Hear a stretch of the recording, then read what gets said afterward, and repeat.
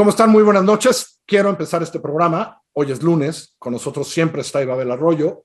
Hoy no está Ibabel porque su padre murió este fin de semana. Para Ibabel, desde aquí, Nacho Barbán, Rafa, sé que se unen conmigo, todo el equipo de Bote Pronto y de Milenio. Un abrazo muy, muy, muy apretado, Ibabel.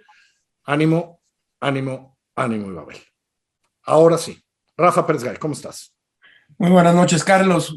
Nacho, gusto de estar contigo aquí esta noche. Nacho, ¿cómo estás? Bien, muy buenas noches a todos, con algo de frío por acá en Coajimalpa, pero ahí la llevamos. Dicen que mala hierba nunca muere. Lo dicen. Pero a ver, sí es increíble que un hombre, hoy en el mundo, no hay muchos que llegan a cumplir 100 años. Está cumpliendo 100 años Luis Echeverría Álvarez, un hombre que era secretario de Gobernación en el 68, presidente durante el Halconazo y lo que sucedió en los 70, el hombre que creó este concepto y lo fomentó del tercer mundo. Entonces, pues voy a empezar con Nacho. ¿Te parece bien, Rafa? Me parece perfecto. ¿De qué tamaño es Luis Echeverría en la historia contemporánea de México, Nacho? Mira, ¿Para bien o para mal?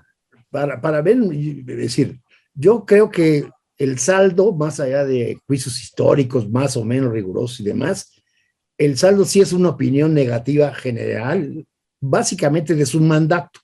Un poco también por su paso por Secretaría de Gobernación, pero de su mandato es una opinión negativa general. Lo que nadie, es decir, lo que están destacando ahorita, y a mí se me hace lo más condenable porque incluso es criminal, fue la violencia política criminal que impulsó y que dirigió, ¿no? Ejecuciones extrajudiciales, desapariciones, una simulación de una apertura política que más bien era represión generalizada, digamos, todo lo que se refiere a la guerra secreta, indiscutiblemente tiene una responsabilidad. Medio fue juzgado un poquito por alguna desaparición, pero en realidad digamos, es el saldo más negro de su mandato. Bueno, tan negro que al empezar el siguiente gobierno, López Portillo, Reyes Heroles y López Portillo empieza con una ley de amnistía, que finalmente es reconocer las salvajadas que se habían cometido. Y hay toda otra parte, digamos, muy generalizada de opinión negativa, que tiene mucho que ver con cosas pues, quizá más discutibles, con mayores o menores efectos, que es la inflación de evaluación de 76, el incremento exponencial de la deuda que te lleva a esa inflación de evaluación de 76, la confrontación verbal con empresarios, porque si bien es cierto que se confrontó con ellos, también es el que les condona una cantidad de impuestos por ahí de 1972, 73, entonces eso es muy discutible. El tercermundismo verbal, su estilo personal que tanto criticó Cosío Villegas, digamos, todos esos elementos también alimentan a una opinión negativa. Y el saldo para mí, digamos, ya más como historiador que como politólogo, sí me queda muy claro, digamos, que en un análisis serio, es el que marca la creciente decadencia del régimen priista. Es decir, el distanciamiento de la pérdida de relación de ese régimen con la sociedad y la génesis en esos mismos años de una gran cantidad o de varios movimientos independientes entre obreros, entre campesinos, incluso entre empresarios, el propio Consejo Coordinador Empresarial, de ruptura y de cuestionamiento político del régimen. Rafa Pérez Gay, cuando piensas al hombre que hoy cumple 100 años de edad, me sigue pareciendo increíble. No muchos hombres en el mundo cumplen 100 años de edad, ¿no? Todavía la tecnología no llega ahí. Rafa. Miren ustedes, yo en esta ocasión coincido plenamente con lo que está diciendo Nacho. Me parece, perdonen ustedes, uno de los exponentes mayores, pero también el principio de la decadencia del priismo autoritario. Quienes tenemos edad para recordar, no solo para leer en los libros de historia, pues tenemos a Lea, a Luis Echeverría Álvarez, Arriba y Adelante, una campaña política que lo lleva, la falsedad, estoy de acuerdo, de la apertura democrática. No olvidemos a Carlos Fuentes diciendo o Echeverría o el fascismo. Recuerdo también, desde luego, el manotazo y el golpe para eliminar al mejor periódico de México aquel entonces, claro, que era el periódico Excelsior, dirigido por Julio Scherer. Recuerdo también la creación del inútil Centro de Estudios Económicos y Sociales del Tercer Mundo, al que lateralmente se está refiriendo Nacho Marván. Recuerdo que su esposa tenía debilidad por en los bailes regionales, en Las Palomas y el agua de Chía. Recuerdo que era toda una postura política, pero también una postura cultural. Un hombre que quería todo a tontas y a locas, pero también un hombre profundamente narcisista, maligno con su personalidad. Siempre quería estar por delante de todo, siempre quería ir adelante de todo. La Guerra Sucia fue en su tiempo uno de los grandes crímenes que probablemente se recuerden en el México moderno. De modo que recuerdo a un político dos caras. Por un lado, era capaz de recibir a todos los chilenos asilados, y por otro lado era capaz de reprimir manifestaciones, de reprimir a la izquierda, de acabar con el periodismo libre e independiente. Y yo creo que llegar a la inverosímil edad de los 100 años, no puedo sino desearle que cumpla otros 25 para que vea de qué va el asunto. Sí creo que, y coincido con Nacho Marván, no solo es negativo, diría yo, casi agregaría el resumen de su mandato, sino francamente ominoso.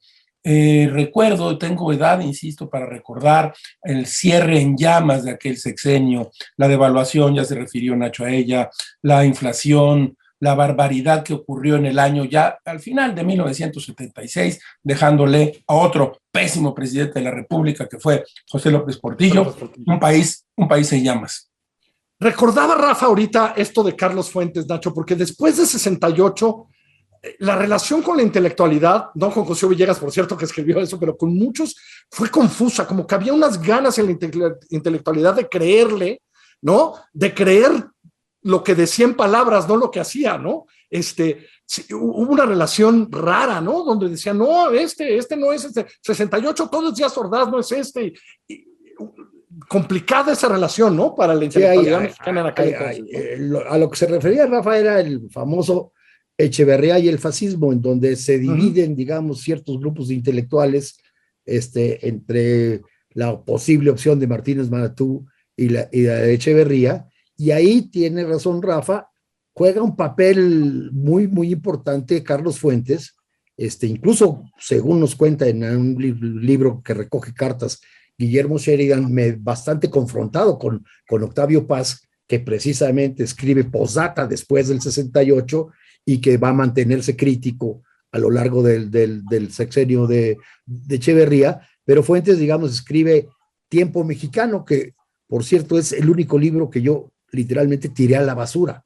O sea, no acabé de leerlo y lo tiré a la basura, porque es todo un elogio ahí, empezandito Echeverría tratando de captar gente y demás, y eso sinceramente dura muy poco, no tiene mayor arraigo, llega incluso al famoso, cuando lleva una gran cantidad de intelectuales argentinos en los aviones de Redilas, donde estaba hasta nuestro desaparecido maestro Flores Olea y demás, pero siempre hubo un grupo crítico importante, particularmente en la universidad, digamos, con respecto a Echeverría, y yo creo que a Fuentes sí le costó un enorme desprestigio esta vinculación con ¿Tú lo recuerdas, Rafa, esa especie de confusión momentánea? Sí, sin duda. Lo de Scherer en 76 y etcétera, se acabó, pero sí existió, ¿no? Completamente. Yo era un joven muy joven, pero que leía los periódicos y estaba más o menos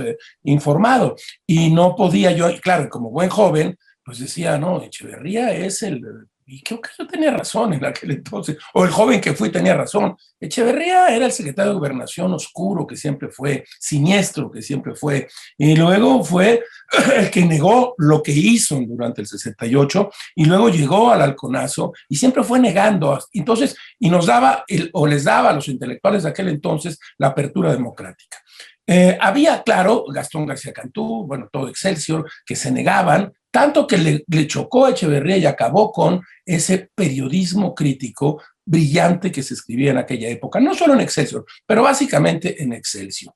Les recuerdo también que es el presidente que se fue a meter a la UNAM y que sacó una pedrada en la cabeza, jóvenes del coro fácil, jóvenes fascistas. Era también, y por momentos, si uno hiciera la caracterología psíquica de Echeverría, era por momentos una persona completamente escindida, era capaz de ser dos a la vez, no, tal vez como todo político, pero él mucho más, era dos a la vez. Y este mismo Echeverría fue el que llevó, el que acabó, bueno, quizás sí le debemos agradecer algo.